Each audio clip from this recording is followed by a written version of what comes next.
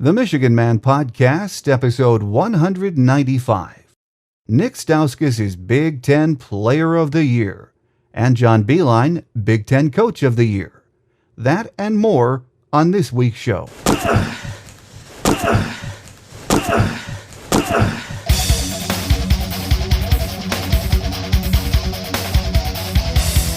This is the Michigan Man Podcast on GBMW Go Blue Michigan Wolverine, for Wolverine fans from coast to coast.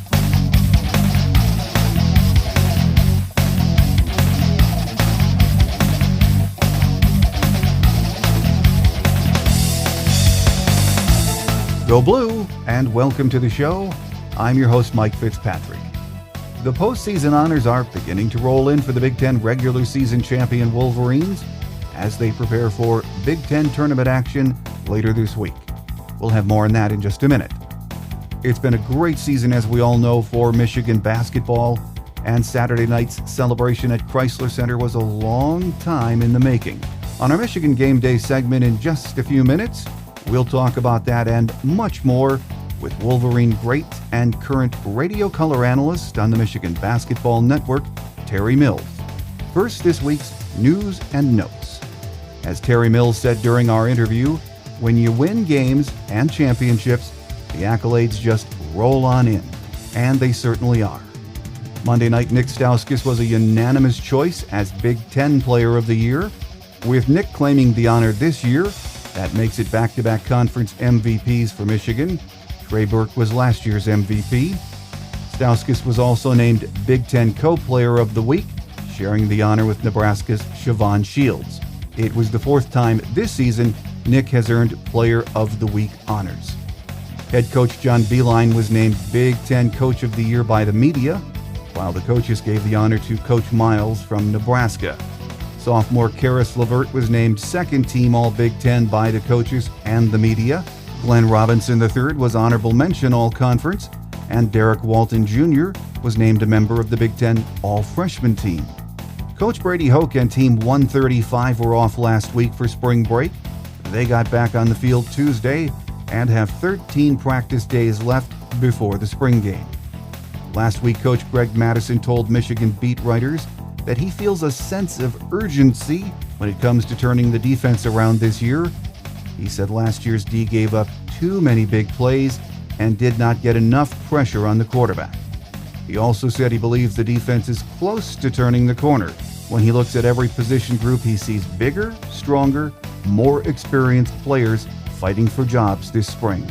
Madison said the bar was set here a long time ago with how you are supposed to play defense. And if you don't play that way, you could call it urgency. Well, as much as we've enjoyed this basketball season and the first outright Big Ten championship since 1986, we know it's really all about March. The NCAA tournament gets underway next week. This week, it's the Big Ten tournament. On Friday, Michigan will tip off at noon against the winner of Thursday's Indiana-Illinois matchup. It will be 4 days of pressure-packed action and a perfect primer for what follows next in the NCAA tournament. Michigan great and radio color analyst Terry Mills joins me next here on Michigan Game Day on the Michigan Man Podcast on GBMW Go Blue Michigan Wolverine.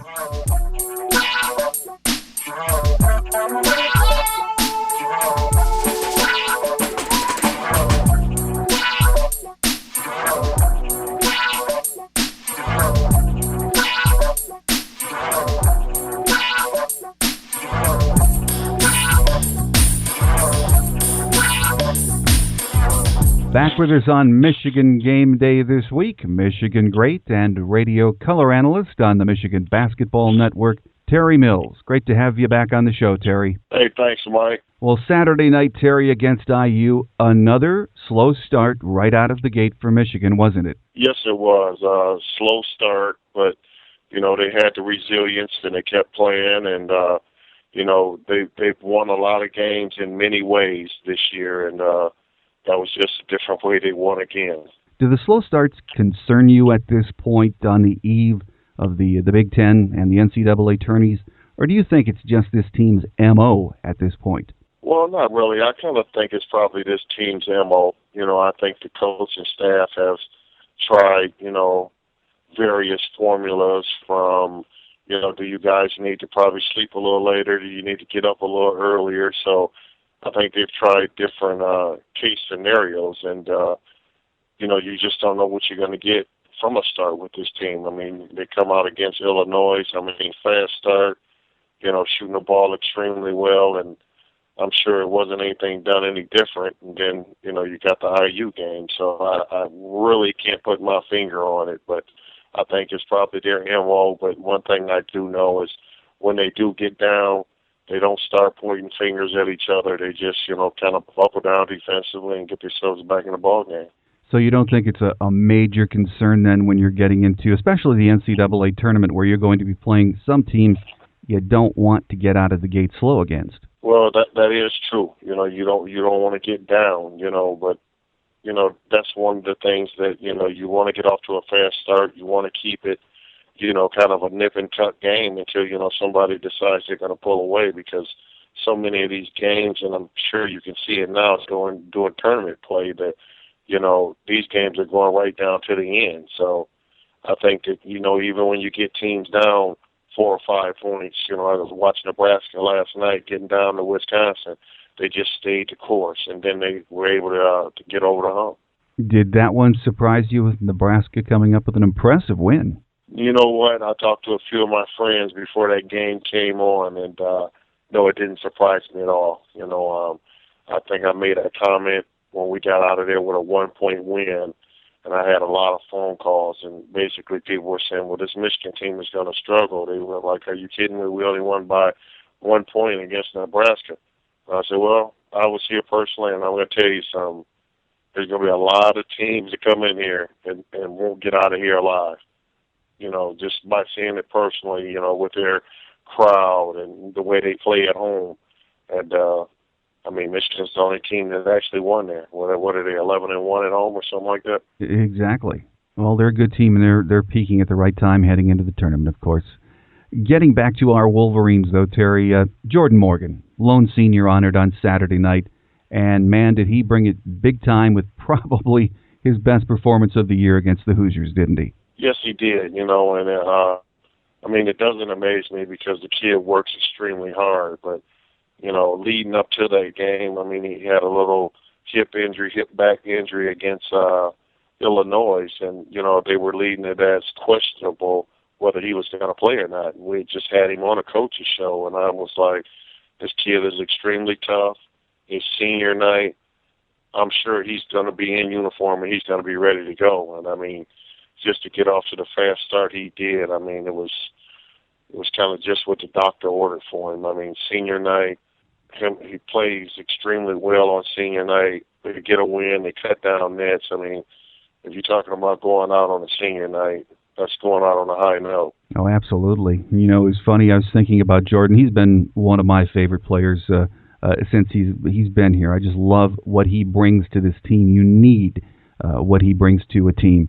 4 years ago when Jordan arrived, I remember Zach Novak said he thought he came in out of shape and he didn't have a team attitude. 4 years later, he's the team captain of the Big 10 Champions, national runners-up last year, and I think most of us would agree he is the guts and the glue of this team.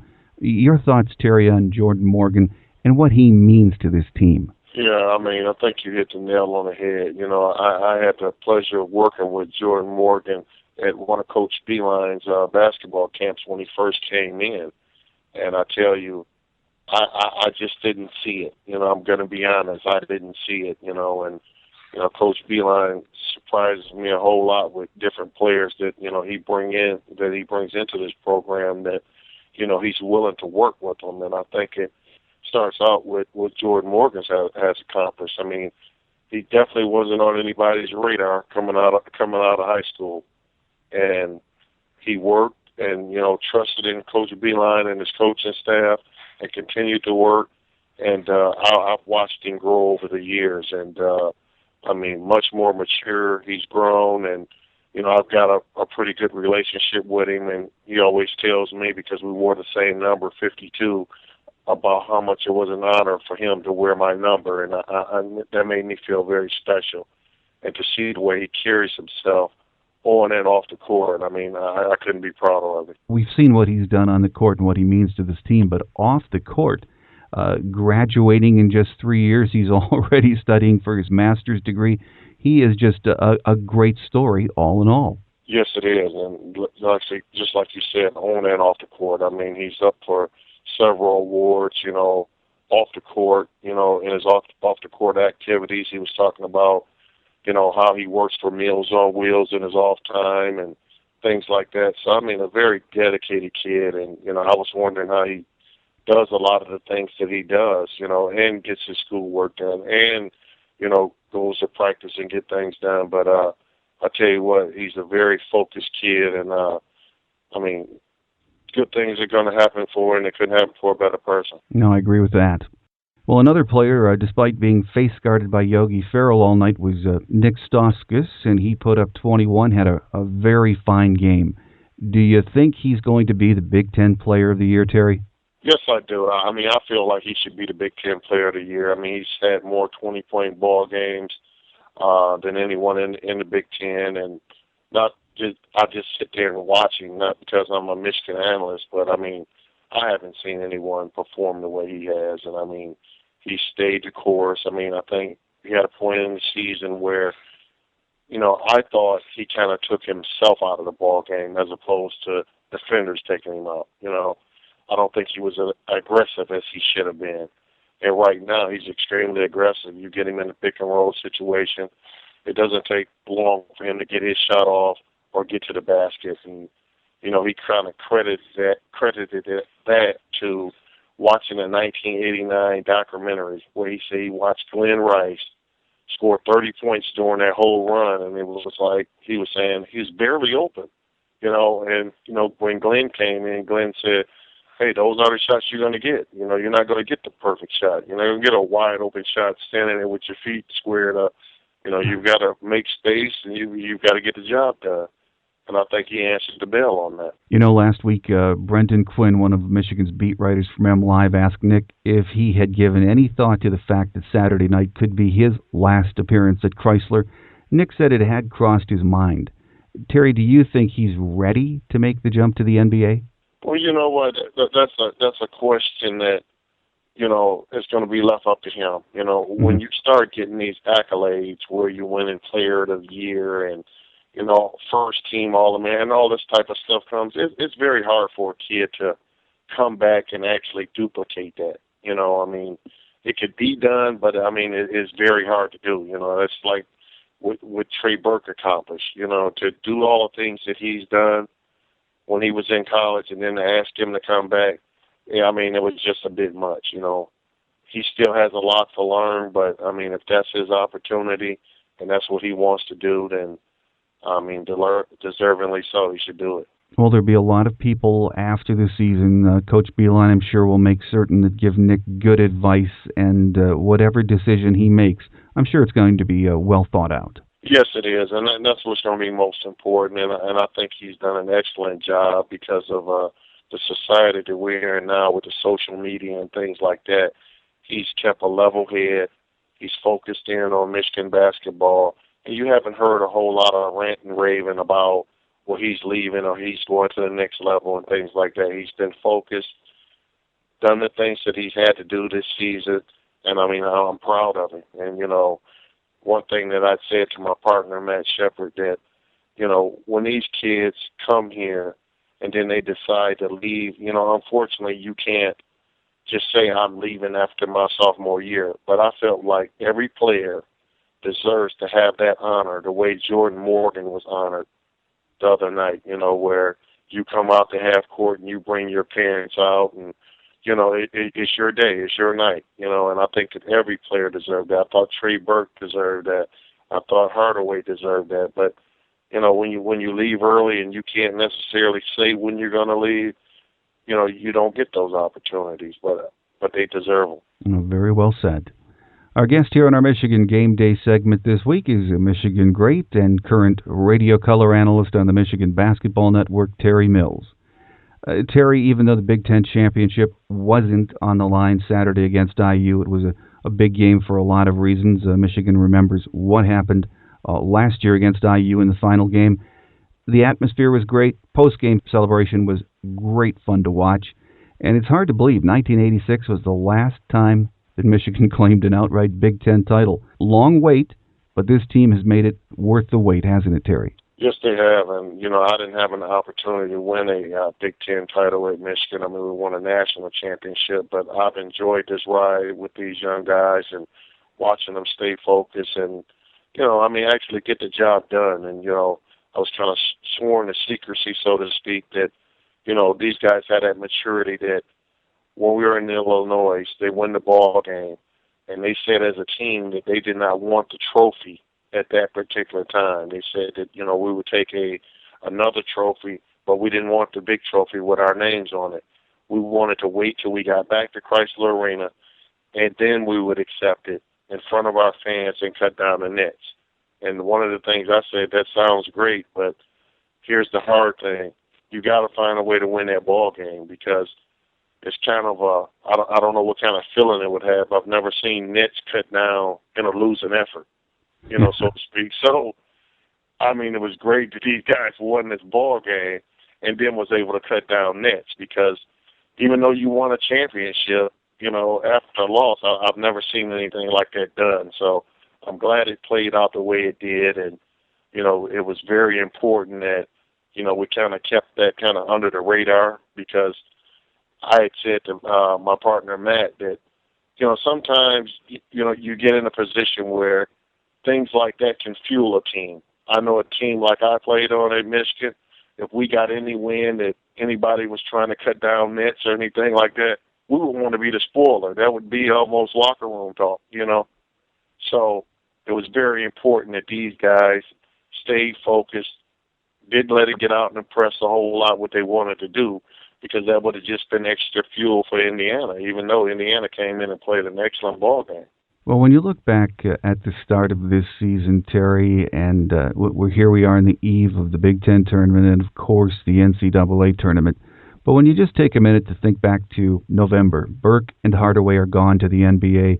Your preseason All-American Mitch McGary was a non-factor because of the injury, and of course he was a preseason All-American. So I think a lot of Michigan fans were probably thinking at that point in November, this might not be the season we thought it was going to be.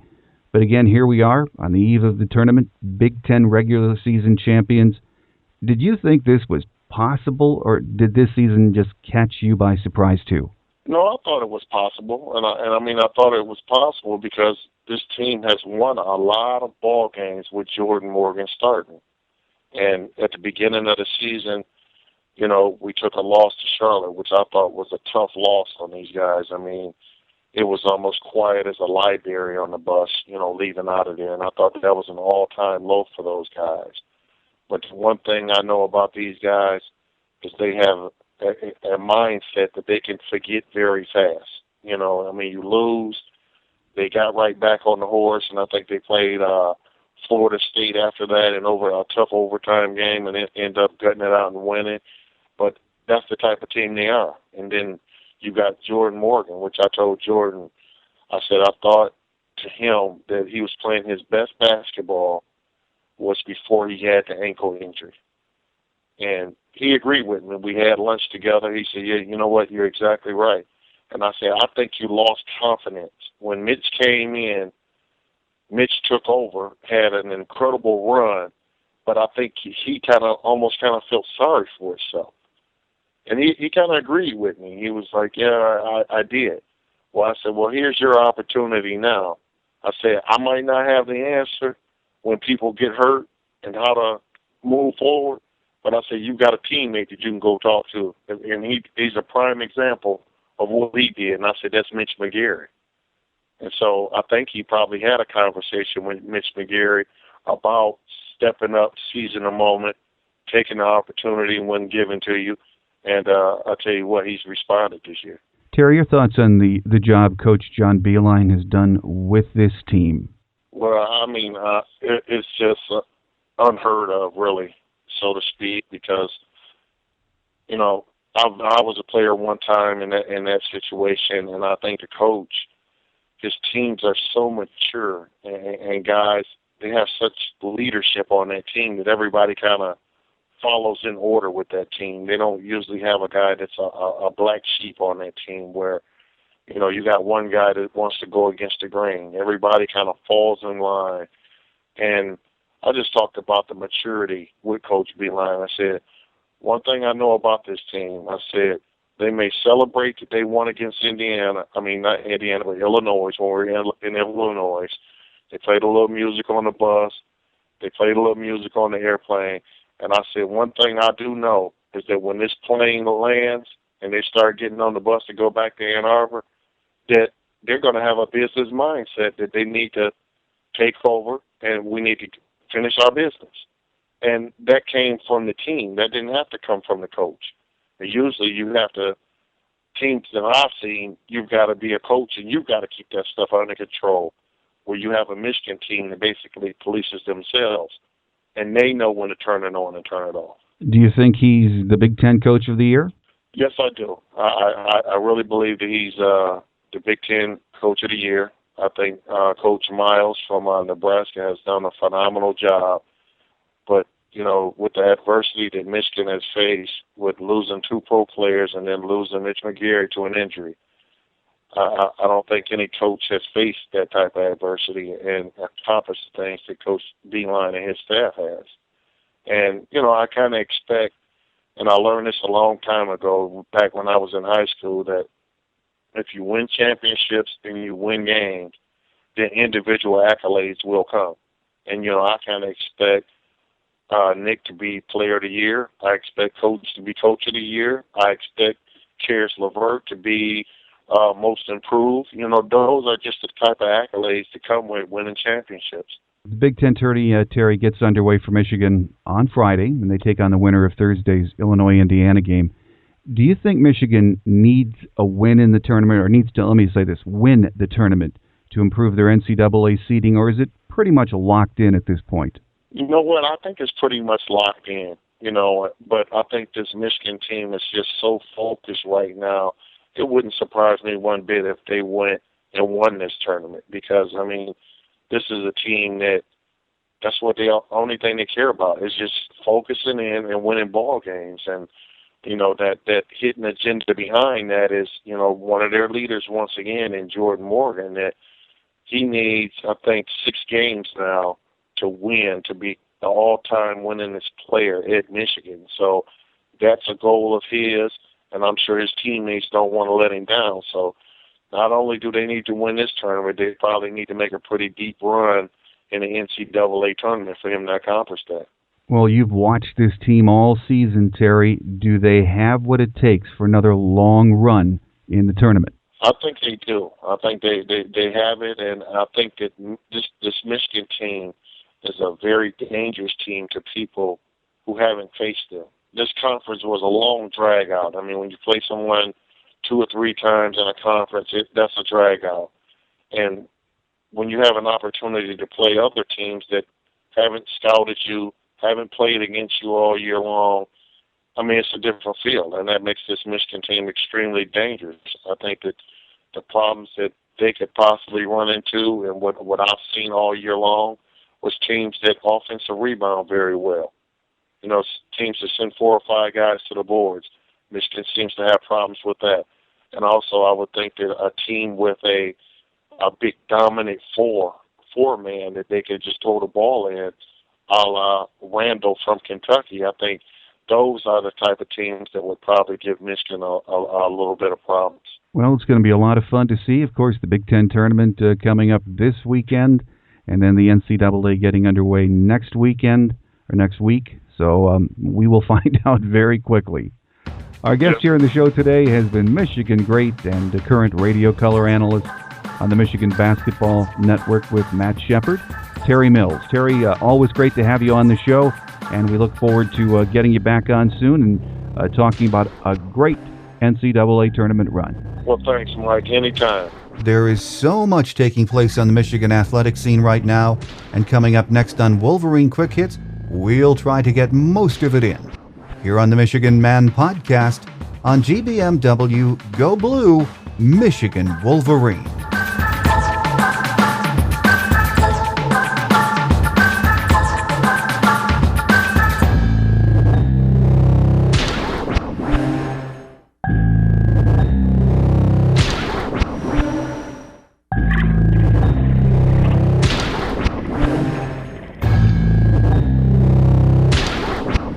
On Wolverine Quick Hits this week, Phil DiGiuseppe and Cristobal Bu-Nieves each had a goal and 2 assists as the 11th-ranked University of Michigan hockey team led 3-1 at the end of the first period before relinquishing the lead in a 4-3 loss at Michigan State on Saturday night at Munn Ice Arena.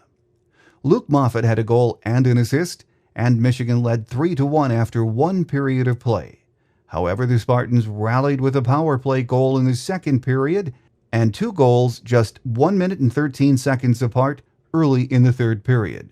Steve Racine made 24 saves in net for Michigan, while Will Yanikoff made all 24 saves in relief of Jake Hildebrand, who stopped 7 shots in the first period. Michigan outshot the Spartans 34-28 on the night. The Wolverines will host number 1 Minnesota this weekend at Yost Ice Arena in its final 2 games of the regular season. Heading into that action, Michigan 17-11-4 overall, 9-7-2 in the Big Ten. Michigan women's basketball team was unable to convert down the stretch and suffered a 61-58 loss to second seed and number 19 ranked Michigan State in the quarterfinals of the Big Ten tournament on Friday at Bankers Life Fieldhouse in Indianapolis. Sophomore guard Madison Ristovsky came off the bench to score 13 of her team-high 18 points in the second half on 3 triples, a layup, and 2 free throws.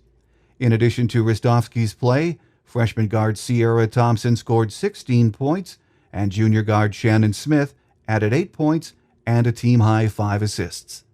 Michigan now awaits its postseason destiny as the NCAA selection show will be held Monday, March 17th, at 7 p.m. on ESPN. The Wolverines end the regular season with 18 wins and 13 losses. In softball news, senior Lindsey Doyle slashed a 2-out 2-run single in the bottom of the 6th inning against Texas on Saturday to score the winning runs for the 5th-ranked University of Michigan softball team in a 3-1 victory at the Anderson Family Field in Fullerton, California. Doyle delivered the decisive hit after junior Lauren Sweet and senior Taylor Hasselback took walks against UT pitcher Tiara Davis. Both walked players came in to score. Doyle's single broke a 1-1 tie. Junior pitcher Haley Wagner held the Longhorns down until Lindsey Stevens hit a solo homer in UT's half of the 6th. Wagner hurled another gem for the Wolverines, going 7 innings and allowing 1 run on 4 hits. She improved her record to a perfect 11-0 and now has an earned run average of 0.88. The Maize and Blue will next travel to the Louisville Class Act Federal Credit Union Classic for a quartet of games beginning on this Saturday in Louisville. Michigan will square off first with Kent State beginning at 11 a.m. The Wolverines ranked number 5 in the nation heading into this week's play with a record of 16 wins and 6 losses. In baseball news, sophomore sensation Evan Hill allowed just 3 hits in 8 innings on the mound, and junior Jackson Glines drove in the game-winning run on a triple in the 7th as the University of Michigan baseball team defeated Princeton 4-2 on Sunday to close out its spring break trip. Hill struck out 5 in his longest outing of the season, allowing the 3 hits and 2 runs with a pair of walks. Sophomore Jacob Cronenworth struck out 2 in the 9th inning to pick up his 2nd save of the season. Michigan will open the College of Charleston tournament this Friday against Appalachian State. First pitch is scheduled for 12 noon. Heading into this weekend's play, the Wolverines sport a record of 16 wins, 10 losses, and 1 tie. The University of Michigan wrestling team placed 7 individuals en route to 8th place on the 2nd and final day of the Big Ten Championships on Sunday in front of 10,011 fans at Wisconsin's Kohl Center. The Wolverines also earned 6 automatic qualifiers for the NCAA Championships coming up in just a couple of weeks. The number 7 ranked University of Michigan women's gymnastics team roared to its 2nd highest score in program history in a tri-meet win over number 6 Utah and number 8 UCLA on senior night last Friday at Chrysler Center. A pair of sophomores won event crowns on Friday, Austin Shepard on vault and Briley Casanova on balance beam. Senior Joanna Sampson was second in the all-around competition. The home slate wraps up this Saturday as Michigan hosts Minnesota, Iowa, and Penn State in the Big Ten Quad. The meet will begin at 1:30 p.m. and will be televised on the Big Ten Network. The two top teams in the Quad will advance to the evening session for the Big Ten Championships, set to be held March 22nd at Penn State. The Wolverines again ranked number 7 heading into this weekend's action with an outstanding record of 14 wins against only 2 losses. There is so much going on right now in Michigan athletics it kind of makes your head spin. There is one place where you can get your Wolverine fix, though. Visit www.gbmwolverine.com and become a member today. You'll get email reminders when a story is published, or you can drop by the site and view or take part in our always active message board. Visit www.gbmwolverine.com and sign up today. Don't be out of the Wolverine loop this exciting time of the year.